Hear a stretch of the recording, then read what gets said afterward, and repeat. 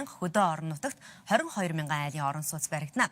Харин 100 мянган айлын орон сууц хөтөлбөрийн хүрээнд улсын санхүүжилтээр баригдаж байгаа. Буян тухай 2 хороолол эх 10 дугаар сард ашиглалтанд орох гэж байна. Хувийн хвшлийн санхүүжилтээр баригдаж байгаа 90 хороололд нийтдээ 12 блок 2000 гаруй айл өрхтөө сургууль цэцэрлэг үйлчилгээ төвлөрсөн цогц хороолол босох юм.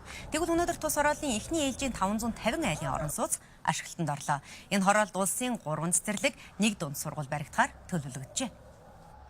Зөвхөн барилга барих эрэлт тал дээрч биш, нийлүүлэлт тал дээрч бас мөн эрэлт тал дээр буюу иргэд нийт Монгол улсынхаа иргэдийн аятаа тухтан амьдрах энэ нөхцөл дээр нь бас засгийн газрын зүгээс ипотекийн шин зээлийг гарган хэрэгжүүлж байгаа сүүлийн 3 жилийн манай түүх билэхнээ гэрчилж байгаа.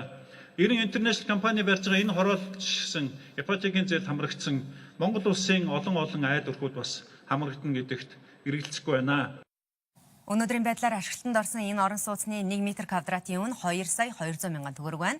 Харин орон сууцны 8% хүүтэй ипотекийн зээлийн урьдчилгаа 10% болсонтой холбогдуулан барилга хот байгуулалтын яамнаас эх 7 хоногт дэлгэрэнгүй мэдээлэл хийхээр болсон байна. Хөтөлбөр орон нутагт өрнөж байгаа үйл явдлын мэдээгээр үргэлжилж байна.